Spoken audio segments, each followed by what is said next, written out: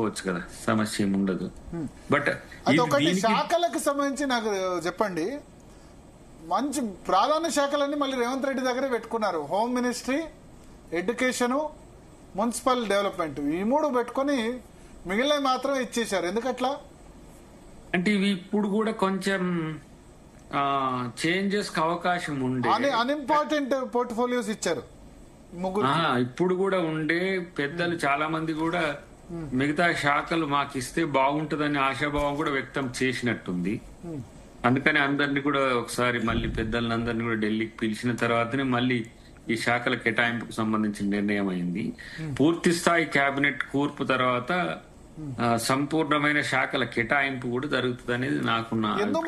3 రోజులు ఎక్సైజ్ చేసి మొత్తం అసలు హోమ్ మినిస్ట్రీ ఉత్తంకిస్తారు, బట్టి శాఖ చేంజ్ చేస్తారు, ఇట్లా ఇవన్నీ చేసి లాస్ట్ కి వాళ్ళ శాఖలు ఏం చేంజ్ లేదు, కొత్త సీఎం దగ్గర ఉన్న రేవంత్ రెడ్డి దగ్గర ఉన్న శాఖలు మాత్రమే డిస్ట్రిబ్యూషన్ అని ఎందుకు తెలిచారు అట్లా? ఇప్పుడు పట్టినట్టు అయింది మొత్తం. శాఖలకు సంబంధించిన చర్చ జరగకపోయి ఉండొచ్చు. బహిరంగ సభలకు సంబంధించి, బీసీకి సంబంధించి, తర్వాత ఎస్సీ సంబంధించి బహిరంగ సభల చర్చనే మేజర్ గా ఉన్నది నాకు తెలిసి. తర్వాత ఎట్లాగో వచ్చింది కాబట్టి వీళ్ళకి సంబంధించిన అంశంలో ఒక మాట వీళ్ళతో కూడా చర్చించి అవి కేటాయింపులు చేసినట్టుంది. మూడవది ఏంటంటే ఇప్పుడు మొదటి నుంచి కూడా కొన్ని శాఖల మీద కొంతమందికి ఇష్టం ఉన్నది.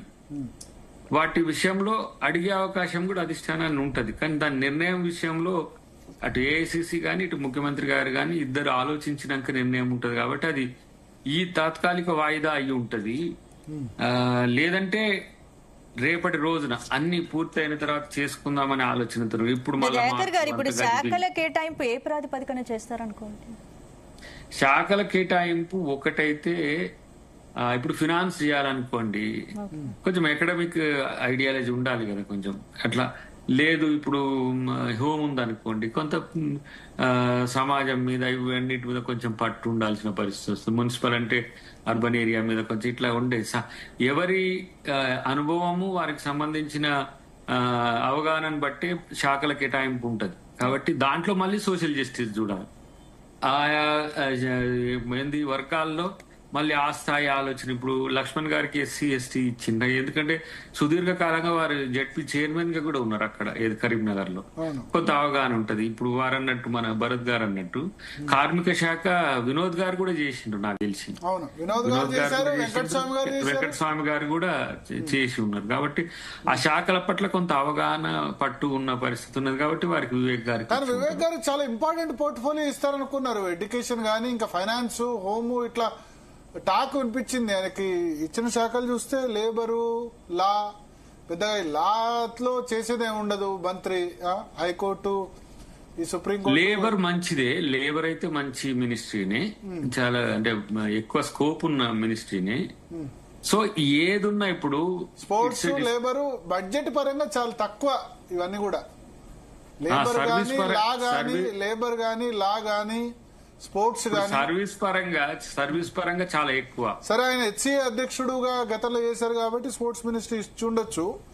బట్ బడ్జెట్ పరంగా అయినా లేకపోతే చేయడానికైనా ఇప్పుడు ఏముంది, కొన్ని శాఖలకు బడ్జెట్ ఉంటది. ఆ శాఖలకు బడ్జెట్ ఉంటేంత మాత్రాన దాన్ని ఏముంటది, ఇమీడియట్ ఎక్స్పెండిచర్ కూడా ఉంటది. కాబట్టి బడ్జెట్ ఉన్నంత మాత్రాన పెద్ద శాఖ సర్వీస్ ఎక్కువ అనే దానికి లేదు కదా. Service is the ultimate. అసలు గవర్నమెంట్ లో మినిస్ట్రీ రావడం అనేది ఒక ఏమంటాము, ఒక గుర్తింపు.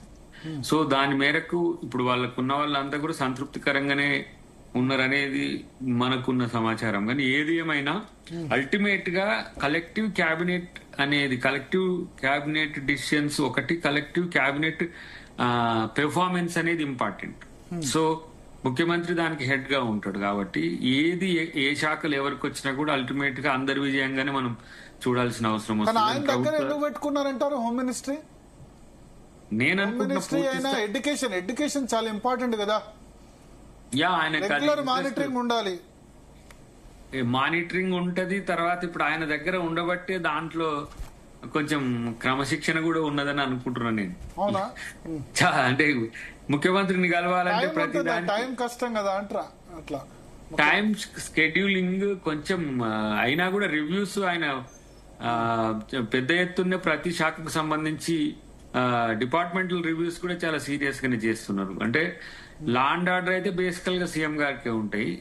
మీరు అన్నట్టుగా ఎంఏయుడికి సంబంధించి కొంత వర్క్ ఎక్కువ ఉన్నప్పటికి కూడా దాని టైం షేరింగ్ ఎక్కువ స్పెండ్ చేయగలుగుతుండ్రు. కాబట్టి నేను ఇప్పటికి తన దగ్గర ఉంచుకోవచ్చు, రేపటికి వాటిని కొంత ఎక్స్పాండ్ చేసే అవకాశం ఉంటదని నేను అనుకుంటున్నాను. ఎందుకంటే ఇప్పుడున్న పరిస్థితుల్లో ఇప్పుడు మార్చడం కంటే కూడా రేపు కంప్లీట్ అయినాక దాన్ని మార్చుకుంటే మంచిదనే ఆలోచన ఉండుంటుంది ముఖ్యమంత్రి గారికి అని నాకు అనిపిస్తున్నది. ఎందుకంటే చాలా చర్చ జరిగింది మీరు అన్నట్టుగా, కానీ అది నేను దేనికైనా సిద్ధమని చెప్పినట్టుగా కూడా మన చిట్ చాట్ లో చెప్పిండు కదా వారు.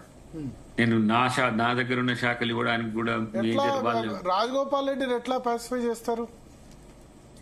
వారిదైతే